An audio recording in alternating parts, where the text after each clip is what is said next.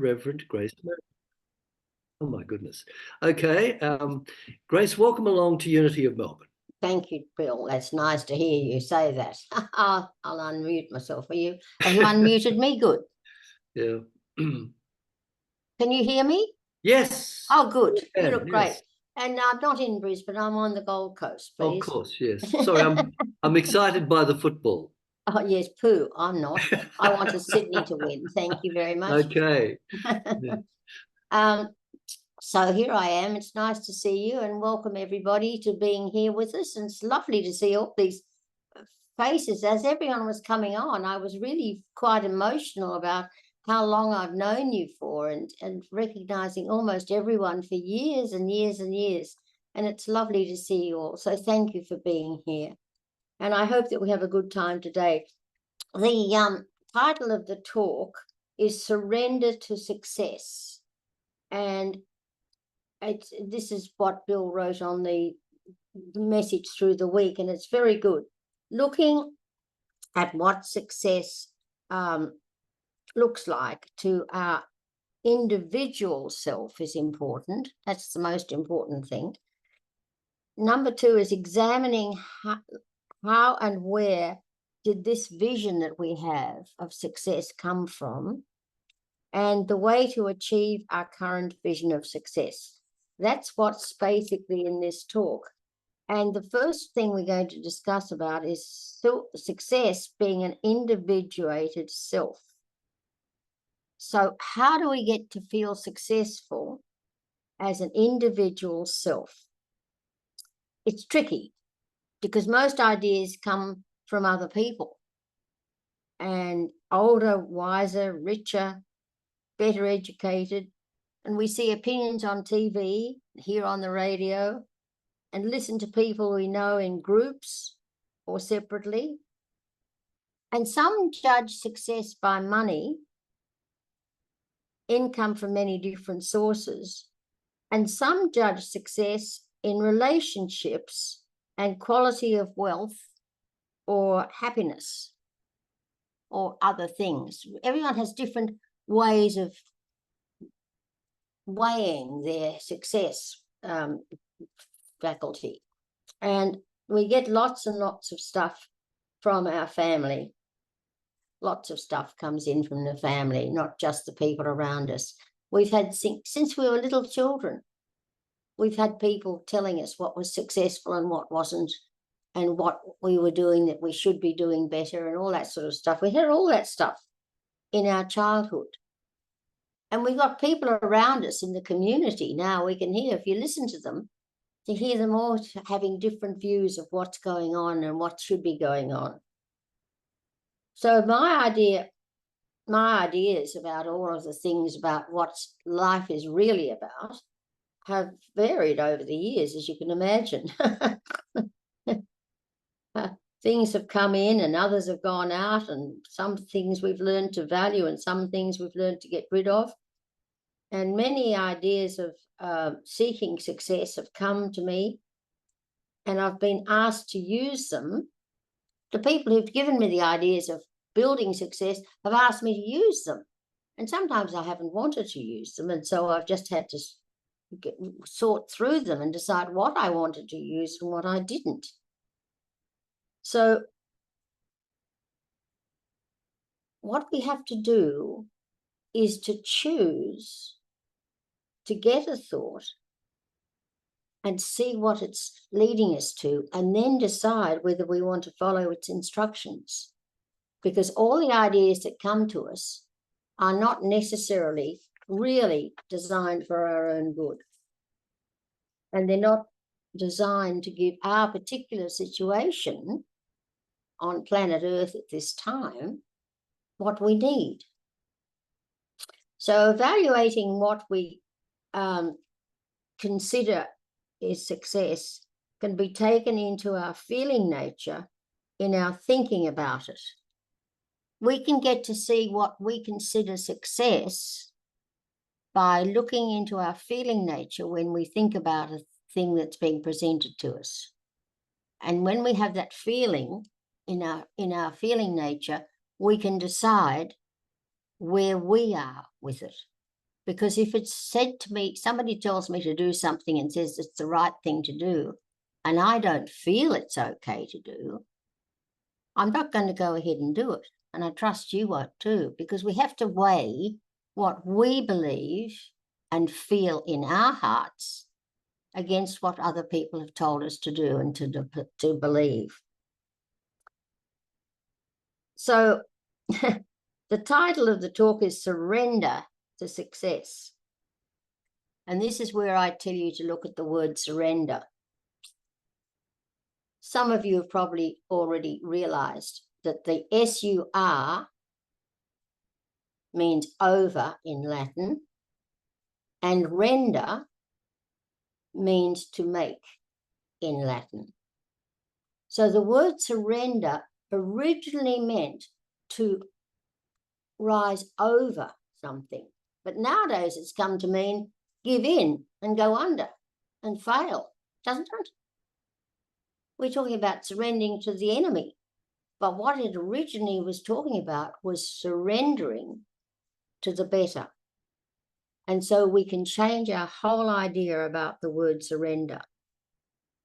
Sur means up and render means to make or form. Now, mostly it's given now the idea that we give in. If we surrender, we give in and we leave everything else behind. So we can now use it mean to give in as it was originally. Originally give up to a higher authority or higher way of doing things. The higher authority is the clue. Because if we realize that there's a higher authority in us that isn't telling us to give in or give up, it's telling us to give up to the higher good. It's giving up isn't giving away, it is giving up to the higher benefit. So it's a higher authority is what they can really do. And the higher authority is the clue. Because we have to work out what is our higher authority. I don't know about you, but when I want to think about something and looking at what's going on, I have all these thoughts that come into me about what it's about, what I should be looking at. And it goes round and round and round and up and down. And I have to absolutely stop everything and go into myself and look at what it is really meaning for me in that moment. I don't know about you, but I suspect that all of us have to take time when we say, hey, that's enough. I'm not going to be running around with all these thoughts. I'm going to stop and sit quietly and say, okay, God, what is this about? Giving up to a higher authority or a higher way of doing things is very different from giving up and letting go. What is the higher authority in us? We have to decide for ourselves, how does it communicate with us? Basically, for me, the higher authority for me feels good. When I'm wanting to know what the right thing is for me to think and I'm putting things out there to the higher authority, and I got the feeling that it's good, I'm feeling good, I know I'm in touch with the higher authority. And what I'm thinking about and focusing on is something that is worthwhile doing.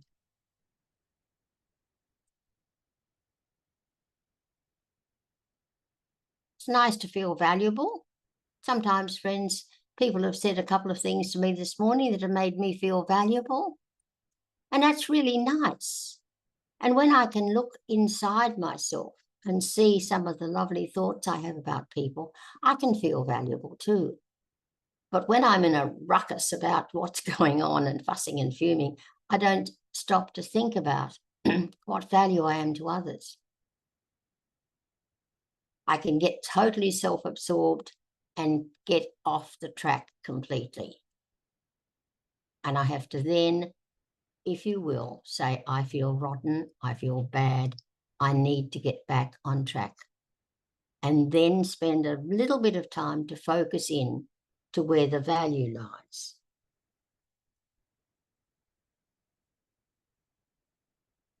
We can cheerfully choose to move in a higher value view. If we're feeling sort of blah or not so good, and we want to know what to do, we can go within and find a higher view for us to move into. There's always something better that we can think of, and we can then learn to behave accordingly, or examine all our views of ourselves and make them up with our other values and match them up with our other values. You see, we've got some values, and then we have some values that come up when we're looking at what's going on in us, and we can bring them up and match them with the values that we've put in place as saying, this is my higher value. And so we can change what's going on in our minds. Does that make sense? Wish everybody had waved to me if it does. Good. Okay, good. Thanks. I can only see little bits of the people online. So we cheerfully choose to have more and more higher value view of ourselves and to behave accordingly. We can also examine all our views of ourselves and match them up with our own values. We can find and see from where they came in. We can choose the higher values and decide where they came. They came into our life, and we can see where they came from. They operate in our lives, and we can see how we've found them experiencing themselves. A clue for making it better. The values that come in newly to us when we're working on things and we get a new idea about ourselves or something is taking us into a greater time and making more for us to choose from. Because our whole experience is something that we choose, one thought at a time, one thinking nature at a time, one bit at a time. It doesn't all happen and just stay there. It keeps moving. We need to take time each day to sit quietly, looking at what's going on in our mind about our opinion today of right, successful, and appropriate thoughts, plans, and behavior. So think about that. Our opinion today of right, successful, and appropriate thoughts, plans, etc. We have to review these things through the day from time to time and see what is the right way for us to think. And what do we choose to think? We don't have to think that what we thought was right yesterday. We don't have to think that it's right today. We don't have to think that something we did last week is something we have to do again today. It might be, but it doesn't have to be, because our thoughts and life are always moving. When I get to think about this, it absolutely blows my mind at how much our minds evolve and revolve and carry on and change and so forth. And looking at some of the things that I believed, like when I first got this computer and when I first sat down here at this desk a few years ago, and I go, wow, how much has changed since there? And then I'm looking up at a photograph of a man was a minister I worked for in Detroit, and looking at that and thinking, oh my gosh, I've changed so much from there. And he has, bless his heart, he's left the planet, but I haven't yet. I'm still with you. And so there's a whole bunch of things for us to look at and see where we're going in our mind, and decide that we're going to look at our habits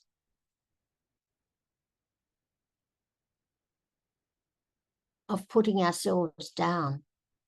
How many times have we used the concept about putting ourselves down.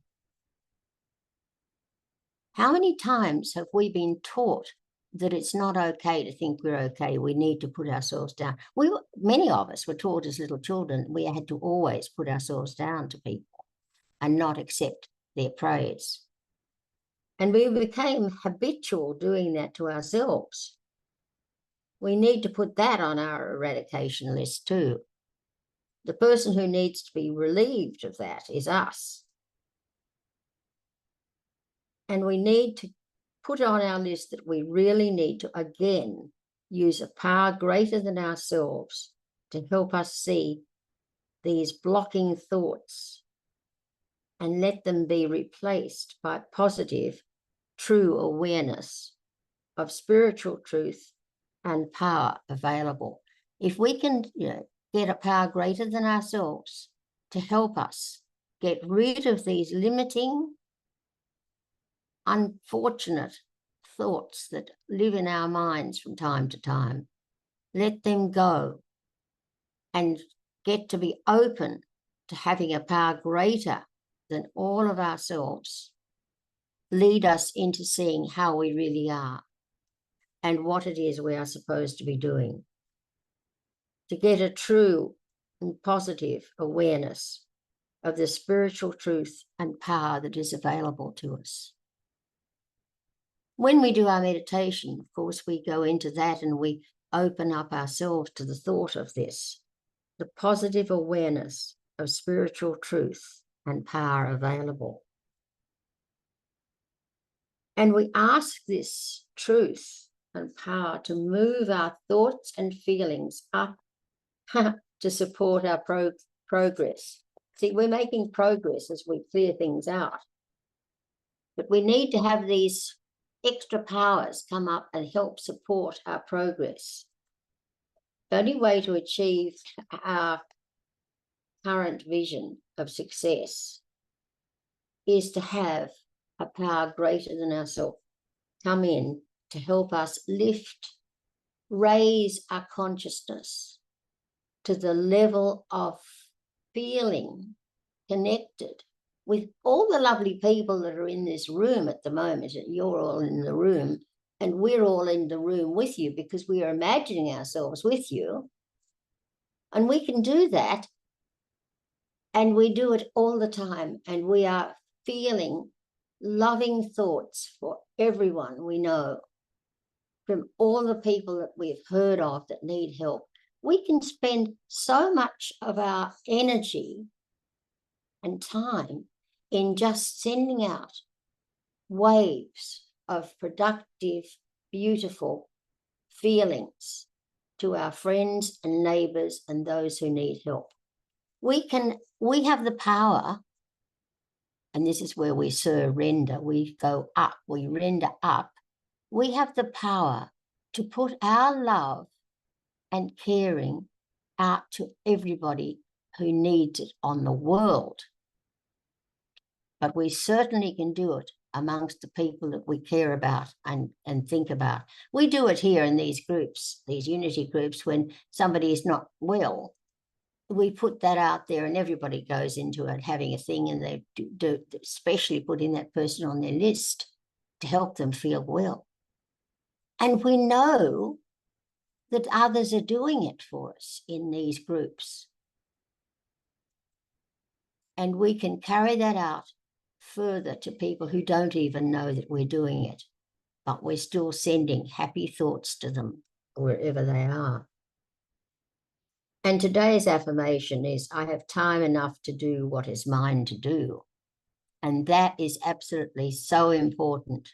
I have time enough to do what is mine to do. Every day might look as if it's just 24 hours, but each hour is expanded into a bigger and greater field. And I want to talk about that just a little bit in a minute.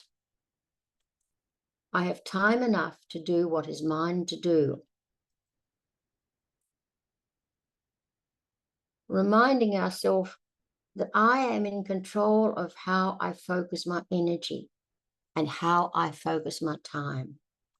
I am ruling the way my life thoughts are going. And I am linking in with greater powers of evolution from universal energy. And I'm sharing that with my friends, sharing that with the people I meet, sharing that with people who I hear about. We use the power of goodness in our will. We use the power of godness in our will. We use the energy and we use the time. One of the things I want to share with you, have I got time to share something else, Bill? Yes. What I want to share is, can you imagine, I'm going to try and give you my vision of how I see God, the life and everything these days, all right? It's changed a bit. I used to have an idea of a power greater than myself being up there, and then there's a space, and then I'm down here, and we're all down here, and it's up there, and there's a space. But then I got to read something that I meditated with, and I got the vision that it is all a square, and everything in that square is the universe, everyone in the universe, everything, absolutely everything is in this field that is actually a single field. And we are in it. We dig a little hole and we're in this with everything that is in the universal energy right there within us. We are not separate from anyone or anything because we are in this creative energy of the universe, which is completely in one piece. And it's easier to draw it in a square, but it's not in a square. It's just the whole thing. It's all the creative energy. There's no God up there and us down here. We are all part of God's energy. We are part of the creative energy of the universe. This field that I draw in my mind is the creative energy of the universe. And I'm in it, and you're in it, Bill, and all of you are in it. Everyone is in this creative power of the universe. And so it is, and so we let it be, because it is where we get our humility. We're equal with everyone. They have the same power. And we get our opportunity to accept that we can pick what we want to share at that particular time with our friends. We can go back to the field of creative energy any moment we like. It's in every cell of our body. It's in every part of our furniture. It's everywhere we are. We are living in and as creative energy. And I'd like you now, if you will, to take a few minutes just to allow that to focus in your mind. We are living in the creative energy of the universe. Let's take this moment now to go within and find that place inside us, inside our mind, inside our heart,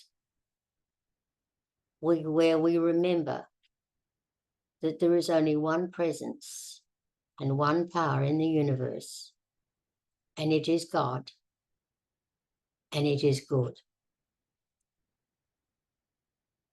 And we are part of this universe. There's not the whole universe there and we're over here. We are in the one presence and the one power of the universe. Today, in this time, let us, for a moment or two, let go of our fears for a moment. Let go of our insecurities. Let's go of our doubt. And let's just focus on rising up higher in our thoughts and making the connection within the creative power of the universe.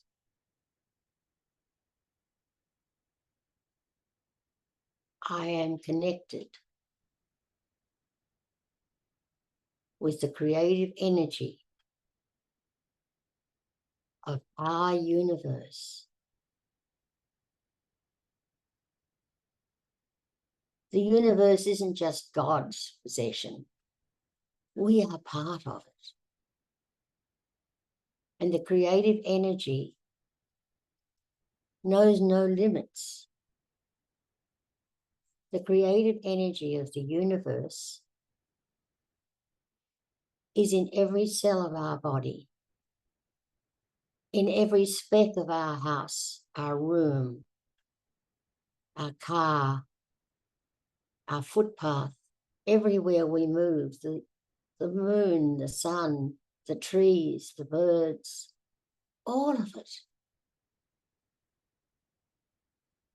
is with us within the creative power of the universe.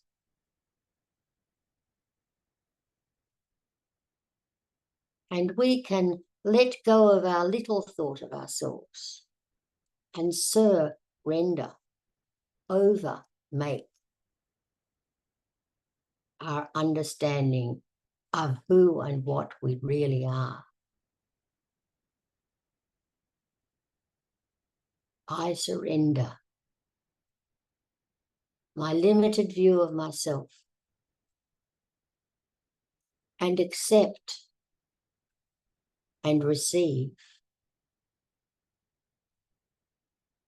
my oneness in, with, and as the creative energy of the universe.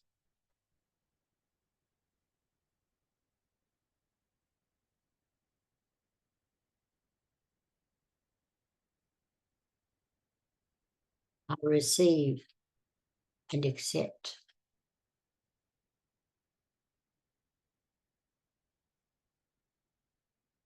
the power and the love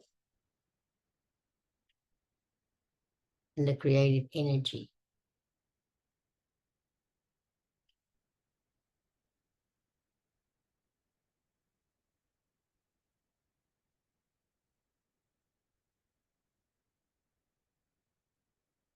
into every aspect of my life and every relationship that I have and every experience that I am coming to, that is coming to me today or tomorrow or next week. My future, I give to the creative energy of the universe. It's given to me from that source. And I know that everything is the creative energy of our universe.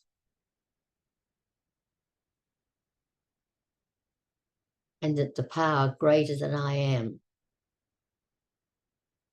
is with me, in me, and as me at all times, every moment.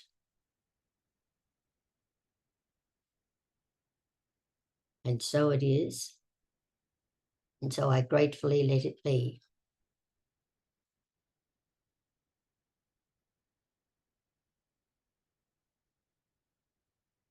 Thank you, God.